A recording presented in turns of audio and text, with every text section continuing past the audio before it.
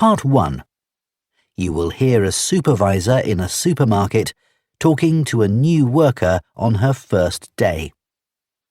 First, you have some time to look at questions 1 to 6.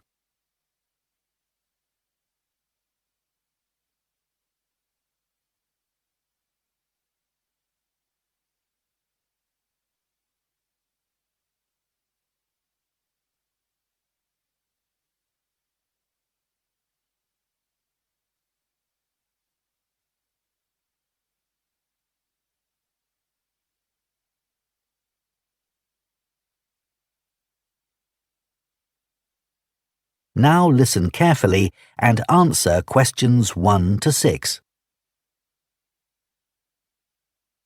Hello, Charlotte. I'm Caden, one of the supervisors. Welcome to the team. Hi, Aidan. It's Caden. I'm so sorry. Oh, don't worry. People often get my name wrong. They never know how to spell it. It's Kaeden, in case you ever need to write it. I'll try and remember.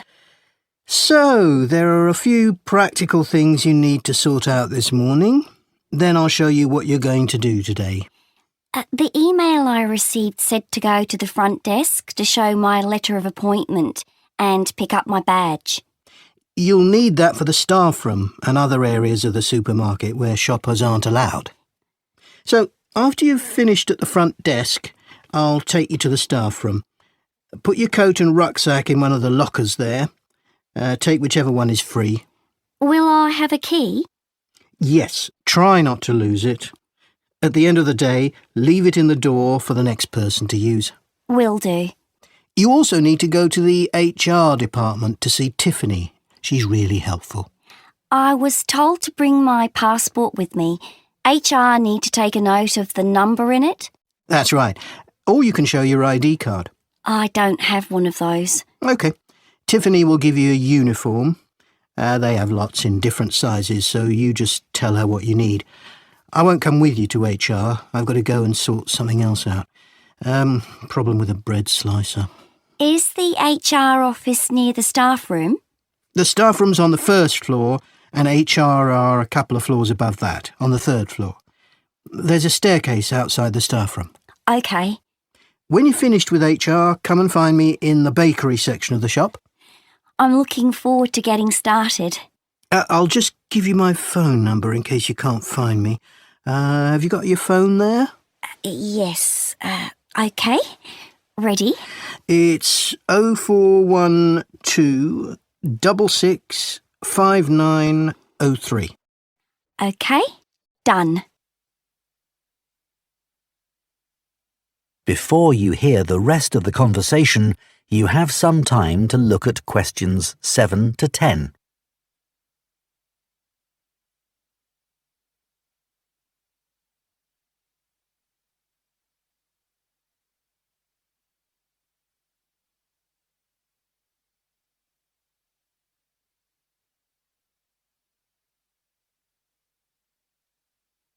Now listen and answer questions 7 to 10. So, Charlotte, your tasks today are in the bakery section, on the sushi counter, and on the meat and fish counters. The first job is to check sell-by dates on the bread and cakes. If any of the dates are today's, put a new price label on the packaging. What if any of the labels are yesterday's dates or older? Do I throw those items away? Yes, but that shouldn't happen. We check the stock every day. When something needs a new price label, put a yellow one on the package, next to the original price. OK. After that, you'll go to the sushi takeaway counter.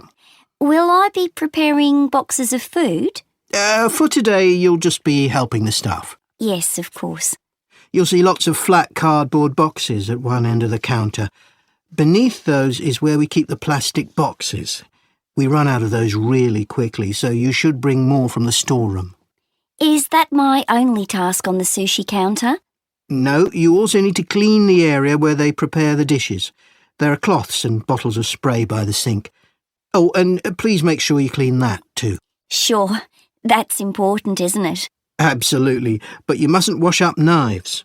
You have to do some training before you're allowed to touch sharp objects. What should I do if there are any? Ask someone to put them in the dishwasher. OK, thanks. I don't want to get anything wrong. Don't worry, you'll be fine. And I'll be around to help. Right. Finally, the meat and fish counters. You need to clean the area where staff serve customers, including wiping the weighing scales. OK. Anything else? The fish is laid on ice, but when that starts to melt, you'll need to get more from the cold room. I know the staff on the food counters wear a hat. Will that be the same for me? You won't be serving customers directly, so no. But make sure you put on thermal gloves when you take anything out of the cold room. The temperature's low enough in there to get frostbite from touching things. Understood.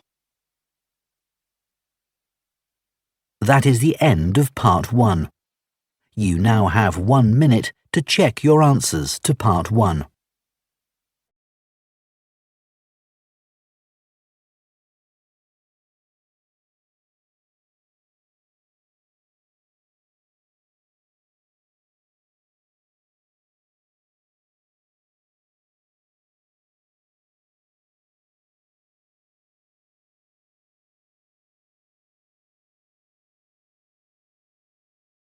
Part 2.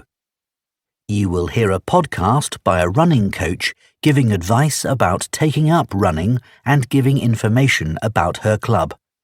First, you have some time to look at questions 11 to 14.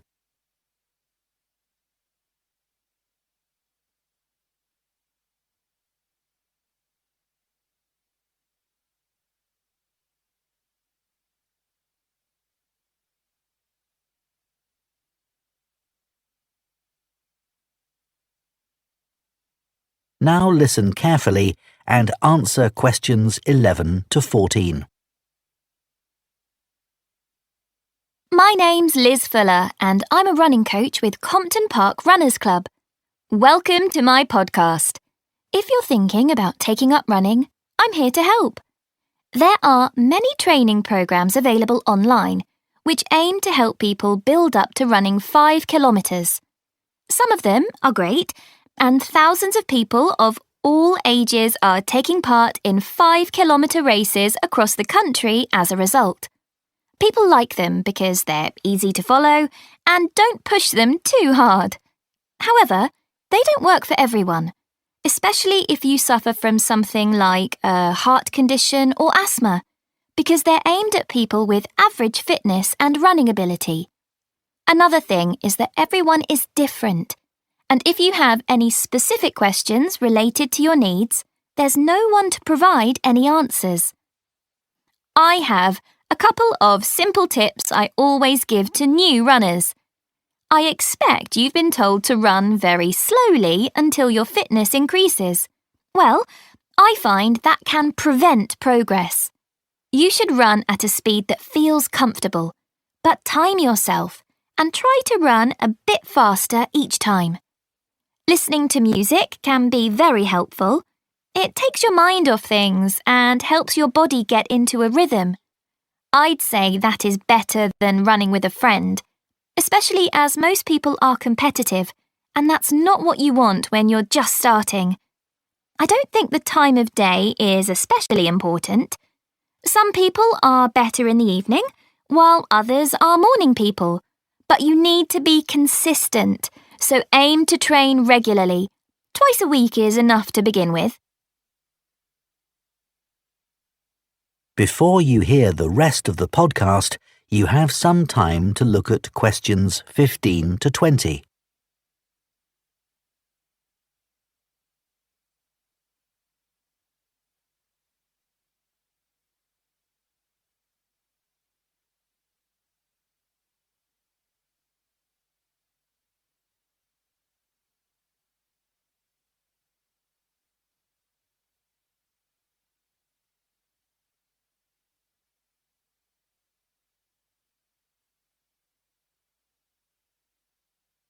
Now listen and answer questions 15 to 20. New members often say to me that they've been put off running either because they lack confidence, or they don't have time, or they think they dislike running. Kerry, for example, joined the club 2 years ago at the age of 40. She'd always enjoyed running at school, but wasn't sure if she'd be able to do it. She was worried about being left behind and being the slowest runner. But she says she was made to feel so welcome, she soon forgot all about that. James had always hated the idea of running, but a friend encouraged him to come along for a taster session, and he hasn't looked back. He never misses a training session, despite having a really demanding job. Leo was worried about having to commit himself to training sessions every week and wasn't sure he'd be able to fit training into his busy schedule. But after experiencing a lot of stress at work, he came along to us and gave it a go. Now he says he feels much more relaxed and he looks forward to his weekly run. Mark is quite typical of our new members. He's never considered himself to be a sporty person, and it was only when he retired that he decided to take up the challenge of trying to run 5 kilometres. It took him months to find the courage to contact us, but felt reassured immediately, as there were other people his age who were only just taking up running for the first time. My own journey hasn't been easy. I did my first marathon when I was 37, after having had 2 kids. My husband had been running marathons for years, but I never dreamed I'd be doing one with him. I managed to complete it in 4 hours, but I felt like giving up halfway through. It was only the support of the spectators that kept me going. I do think signing up for a race of whatever length is motivating, whether it's 5k or 25k, because it's good to have something to work towards, and it gives you a sense of achievement. I did my first 10k after only 6 months, which was certainly very challenging and not something I'd necessarily recommend.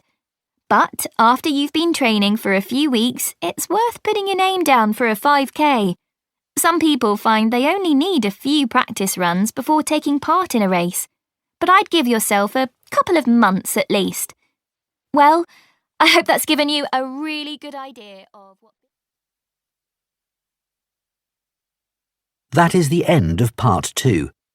You now have 30 seconds to check your answers to part 2.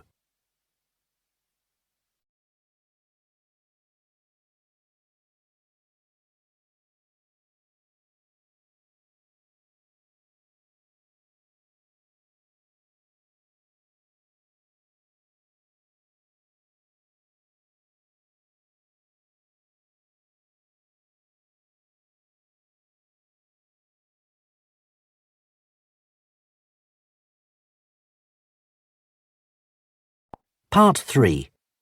You will hear 2 students called Jane and Kieran talking about books. First, you have some time to look at questions 21 to 25.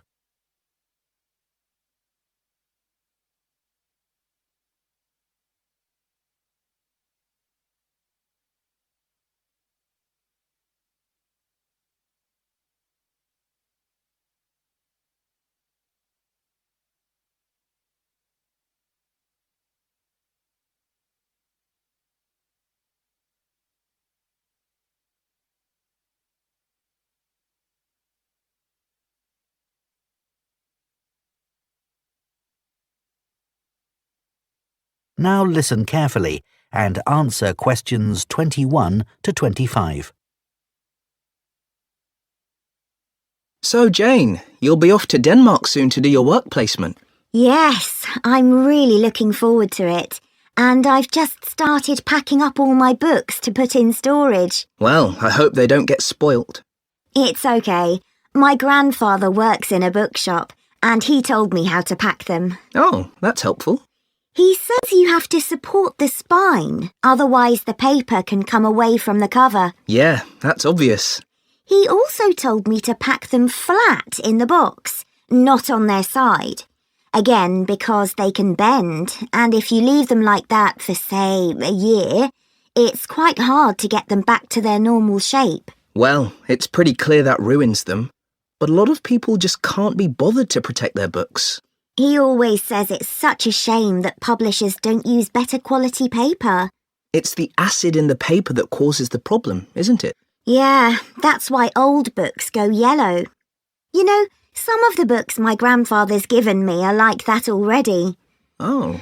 I should dump them really if they're going to deteriorate further, but I'd feel bad.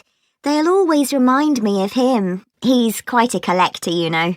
Well, if they're important to you. Yeah, I'd regret just throwing them away. You know, maybe it's because I was taught to treasure books, but I hate seeing students force open the pages of paperbacks. They press so hard they end up breaking the spine. I know. But unfortunately, paperbacks aren't designed to last a long time, and people know that. Hardbacks aren't quite as weak. Yeah, they're different, I suppose. But I still don't think people value hardbacks like they used to.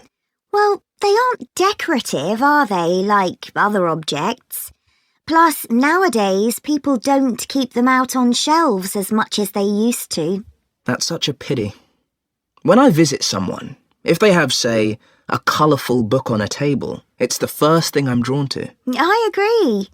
And book covers can be a work of art in themselves. Some are really eye-catching. I've always been taught to handle books carefully. If you watch someone take a book off a shelf, well, they usually do it wrong.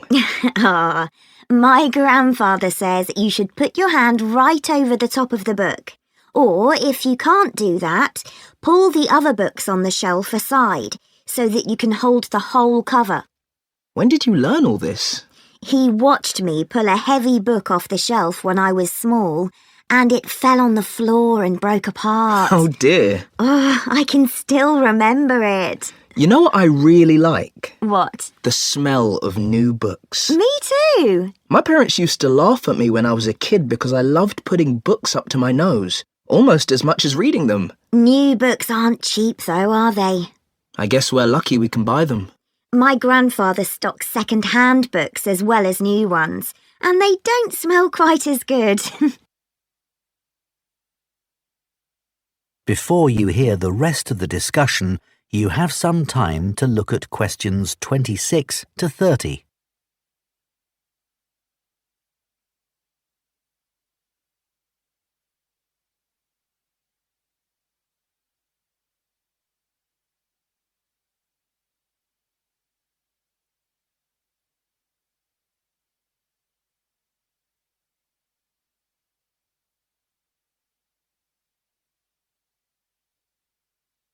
Now listen and answer questions 26 to 30. I'd love to have a bookshop like your grandfather. What's it like? Well, it's quite big. It's got 2 floors and an attic, and he stocks all kinds of books, really. I guess he treasures things like first editions and other rare books. Yeah, you might think he'd keep those in the attic or somewhere. So they'd be hidden? Yeah, but he likes people to know that he has them.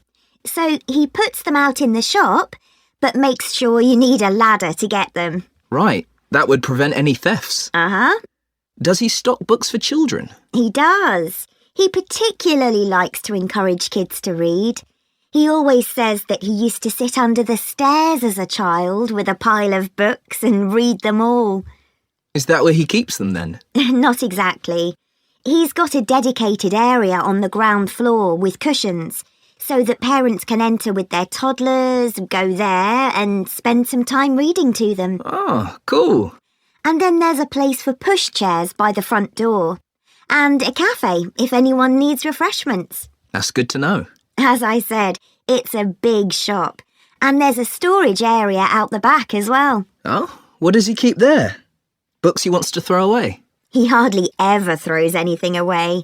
He just leaves unwanted books by the front door for customers to take. Well, that's very nice. Yeah. And books people or institutions have requested, they all go at the far end. Oh. He thinks it's best to keep these out of the main shopping area as they're boxed and new. Did you get your course books from him? Naturally. He stocks books for a lot of the colleges. He used to keep these books on the first floor, but now there's a new university in my hometown. He's moved them downstairs to attract the students. They're actually part of the coffee shop, on low shelves all around it. Pretty central then. You'll have to take me there sometime. That is the end of Part 3. You now have 30 seconds to check your answers to Part 3.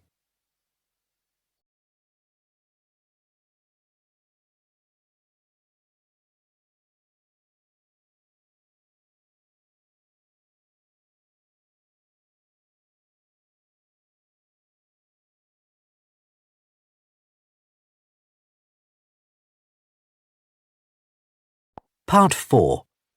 You will hear part of an environmental studies lecture on tree planting.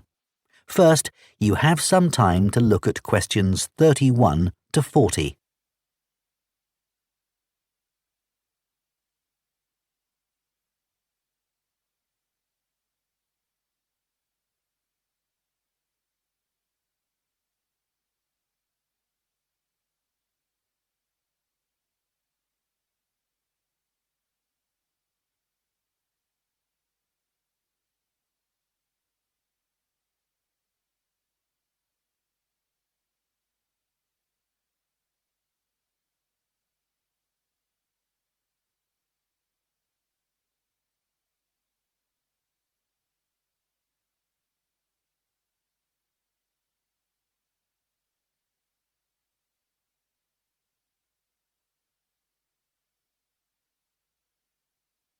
Now listen carefully and answer questions 31 to 40.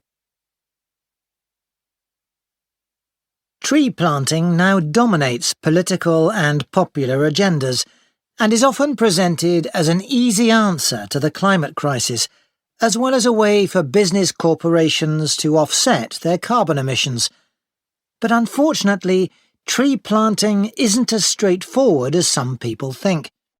When the wrong trees are planted in the wrong place, it can do considerably more damage than good, failing to help either people or the environment. Reforestation projects are currently being undertaken on a huge scale in many countries, and it's crucial that the right trees are selected. A mix of species should always be planted, typical of the local natural forest ecosystem and including rare and endangered species, in order to create a rich ecosystem. It's important to avoid non-native species that could become invasive. Invasive species are a significant contributor to the current global biodiversity crisis and are often in competition with native species and may threaten their long-term survival. Restoring biodiversity that will maximise carbon capture is key when reforesting an area, but ideally any reforestation project should have several goals. These could include selecting trees that can contribute to wildlife conservation, improve the availability of food for the local community, and maintain the stability of soil systems. Meeting as many of these goals as possible, whilst doing no harm to local communities, native ecosystems, and vulnerable species, is the sign of a highly successful tree planting scheme. To ensure the survival and resilience of a planted forest, it's vital to use tree seeds with appropriate levels of genetic diversity, the amount of genetic variation found within a species essential for their survival. Using seeds with low genetic diversity generally lowers the resilience of restored forests, which can make them vulnerable to disease and unable to adapt to climate change. Choosing the right location for reforestation projects is as important as choosing the right trees. Ultimately, the best area for planting trees would be informally forested areas that are in poor condition. It's better to avoid non-forested landscapes such as natural grasslands, savannas or wetlands, as these ecosystems already contribute greatly to capturing carbon. It would also be advantageous to choose an area where trees could provide other benefits, such as recreational spaces. Reforesting areas which are currently exploited for agriculture should be avoided, as this often leads to other areas being deforested.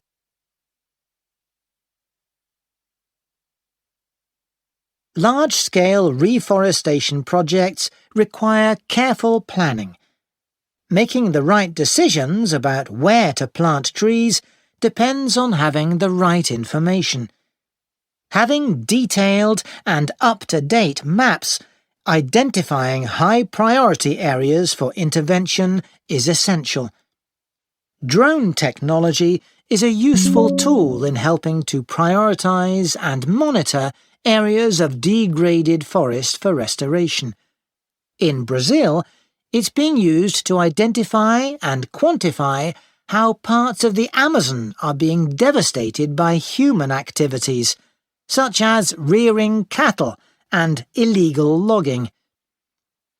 A good example of where the right trees were picked to achieve a restored forest is in Lampang province in northern Thailand. A previously forested site which had been degraded through mining was reforested by a cement company, together with Chiang Mai University. After spreading 60 centimetres of topsoil, they planted 14 different native tree species, which included several species of fig. Figs are a keystone species because of the critical role they play in maintaining wildlife populations. They are central to tropical reforestation projects as they accelerate the speed of the recovery process by attracting animals and birds which act as natural seed dispersers. This helps to promote diversity through the healthy regrowth of a wide range of plant species. Unlike the majority of fruit trees, figs bear fruit all year round, providing a reliable food source for many species. At this site, for example, after only 3 rainy seasons, monkeys started visiting to eat the fig fruits, naturally dispersing seeds through defecation. Reforestation projects should always aim to make sure that local communities are consulted and involved in the decision-making process. The restoration of mangrove forests in Madagascar is an example of a project which has succeeded in creating real benefits for the community. Destruction of the mangrove forests had a terrible impact on plant and animal life, and also badly affected the fishing industry, which was a major source of employment for local people living in coastal areas. The reforestation project involved hiring local people to plant and care for the new mangrove trees. Millions of mangrove trees have now been planted, which has resulted in the return of a healthy aquatic ecosystem. The mangroves also act as a defence against the increased threat of flooding caused by climate change. What's more, the local economy is more stable, and thousands more Madagascans are now able to send their children to school. One other important point to consider. That is the end of part 4. You now have 1 minute to check your answers to part 4.